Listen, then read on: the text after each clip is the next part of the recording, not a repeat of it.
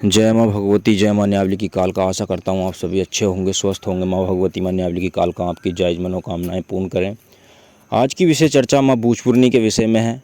ये वीडियो जो है बूझपुरनी पार्ट 2 के नाम से आएगी, क्योंकि मैंने पहले भी माँ बूझपुरनी के विषय में एक वीडियो बना करके डाली थी, परंतु उसमें कुछ जानकारी मिस है, क्योंकि जितनी जानकारी मेरे पास थी उतनी ही मैंने आपको दी थी।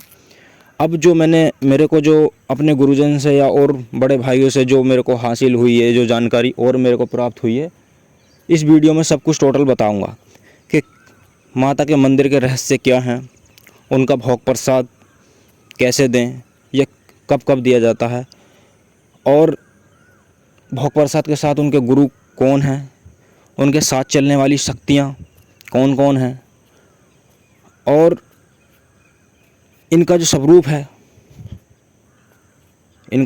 है वो किसका है, और जो है इस वीडियो में माँ बूझपुरनी के विषय में सब कुछ बताऊंगा।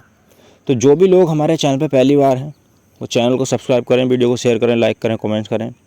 एक हमारी बहन है, उन्होंने कमेंट किया था, उन्होंने कहा था कि भैया जी बताइए कि माँ बूझपुरनी का प्रसाद किस महीने में देते हैं, या किस समय दे सकते हैं, या बकरा किस समय दे सकते हैं।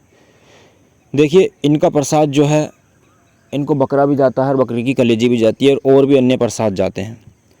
सबसे पहले हम बात करेंगे माता के स्थान की। माता का स्थान जो है ज़िला मुरादाबाद, दलपतपुर के पास भोजपुर आसा गांव में है। इस गांव का नाम जो है आसा जो पड़ा है उनके गुरु के वजह से पड़ा है, क्योंकि इस मंदिर जो है ये कम से कम 600 साल पुराना मंदिर है। क्योंकि यहाँ पर मंदिर नहीं था, बताते हैं कि एक गुरु हुआ करते थे जिनका नाम था आसाराम।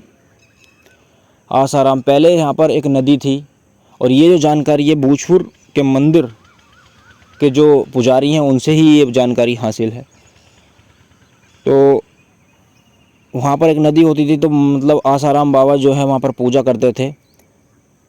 तो वहाँ पर कुछ लोग पहले के समय में मतलब पूजा करने देते नहीं थे, तो उन्होंने क्या करा था, उन्होंने जो है मतलब आसाराम जो गुरु थे उनको डांटा, और उनको जो है अच्छा बुरा भला कहा, और कहने के बाद जो है वो मूर्ति भी गिरा करके चले गए, सब कुछ उनका तहस नहस करके चले गए। जब वो चले गए तो वहाँ पर नदी, बताते थे कि उस गांव के पास नदी थी। जब नदी के पास पहुँचे, पहले वो नदी से आए थे तो उस समय नदी सूखी थी, परंतु जब बह गए तो वो नदी जो है पानी से भरकर चल रही थी, और जो है ना जाने के लिए रास्ता नहीं मिला, कोई और मार्ग नहीं मिला, और पानी जो है बढ़ता जा रहा था। तो उन्हें खड़े खड़े बहुत समय वहाँ पर बीत गया। फिर उनको लगा कि ऐसा क्यों हो रहा है, तो उन्होंने अपनी गलती का जो है एहसास किया, और आकर जो है पुनः वहाँ पर क्षमा याचना की आसाराम गुरु से। और क्षमा याचना करने के बाद माता की मूर्ति जो है, उन्होंने बोला कि माता की मूर्ति भी हम आपकी मूर्ति जो है स्थापित कराएंगे। तो ये कहकर जब वो दोबारा गए तो वो नदी सूखी मिली। तो ये इस प्रकार से जो है माता का जो मंदिर, वहाँ पर जो है मूर्ति की स्थापना हुई। और माँ बूझपुरनी के गुरु जो हैं वो आसाराम ही हैं। और पहले जो है उस गांव का नाम जो है भोजपुर, खाली भोजपुर था, और अब जो है उनके नाम पर ही भोजपुर आसा उस गांव का नाम पड़ा है। कम से कम मंदिर का जो इतिहास बताया जाता है 550 से 600 साल पुराना इतिहास है। और उसके बाद अब बात करते हैं उनके भोग प्रसाद की। देखिए, कुछ लोग जो हैं माता को मीठा का प्रसाद चढ़ाते हैं, जो पुए पापड़े, लौंग बतासे, कपूर, धूप, जायफल। कुछ लोग माँ को भेली चढ़ाते हैं, गुड़ की भेली। और कुछ लोग जो है बकरे की कलेजी चढ़ाते हैं, और कुछ लोग जो है उनको बकरा चढ़ाते हैं। अब ये ऐसा क्यों, इसमें भी एक रहस्य है, ये भी बताऊंगा। कुछ लोग माता को दुर्गा स्वरूपनी मानते हैं, तो वह गुड़ की भेली चढ़ाते हैं। और कुछ लोग जो है माता को काली स्वरूपनी मानते हैं, तो वह बकरे की कलेजी चढ़ाते हैं, और जो है बकरे की बलि चढ़ाते हैं।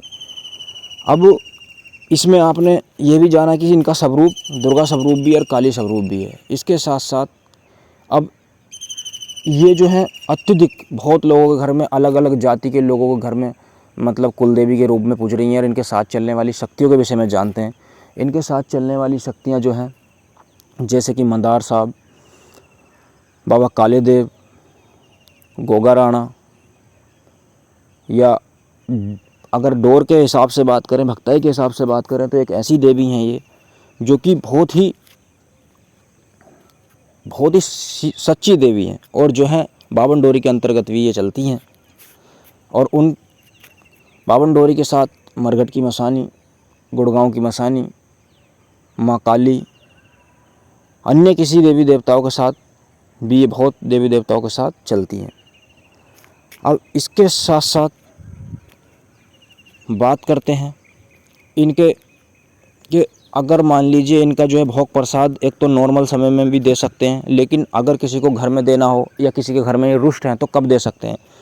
तो इनका भोग प्रसाद जो है, इनका भोग प्रसाद पहले तो इनका बकरा या कलेजी कुछ होती है। तो जैसे कि एक तो चैत नवरात्रे आते हैं और एक जो है दूसरे वाले नवरात्रे आते हैं, तो उसमें क्या है 8 नवमी को इनका जो है प्रसाद जो है जाता है। परंतु 8 नवमी में मंदिर पे भी बकरा बलिदान होता था। अब तो बलिदान नहीं करते, कुछ लोग करवाते भी हैं, परंतु पहले तो बलिदान ही होता था। अब तो कान काट करके छोड़ दिया जाता है थोड़ा। अब जैसे कि कुछ लोगों के घर में रुष्ट हो जाती है माता। रुष्ट क्यों होती है? एकदम से रुष्ट नहीं होती, परंतु अगर इनका भोग समय से ना निकाले तो ये रुष्ट हो जाती हैं। अब रुष्ट हो जाती हैं तो इनको किस प्रकार से भोग दें जो कि ये शांत हो जाएं और अपनी कृपा जो है आप पर बरसाएं।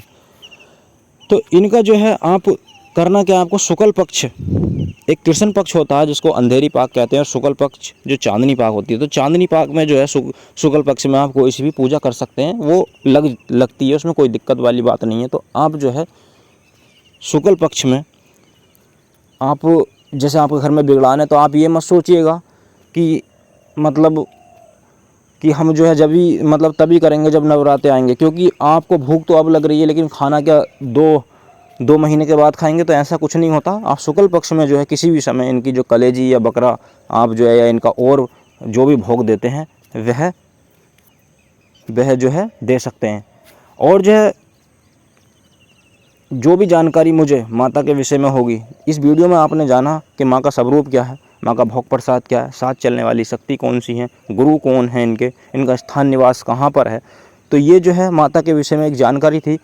अगर आपके घर में कोई समस्या है, जैसे कि माँ, अगर मान लीजिए माँ बूचूरनी रुष्ट हो रही है या अन्य कोई देवी देवता रुष्ट हो रहे हैं, या आप पर तंत्र किसी ने किया है, या किसी प्रकार की भी समस्या है, पितृदोष है या व्यापार बंधन है, या आपके जो है आप जो है किसी भी व्यापार के लिए या आप किसी नौकरी के लिए आप जो है काफ़ी समय से प्रयास कर रहे हैं लेकिन आपका कार्य जो है सफल नहीं हो रहा है, तो आप जो है संपर्क कर सकते हैं, या अपना पूछा निकलवा सकते हैं, और जो है अपना तंत्र काट करा सकते हैं, या भक्ताई में सेवा साधना सीखने के लिए संपर्क कर सकते हैं, दीक्षा प्राप्त करने के लिए संपर्क कर सकते हैं।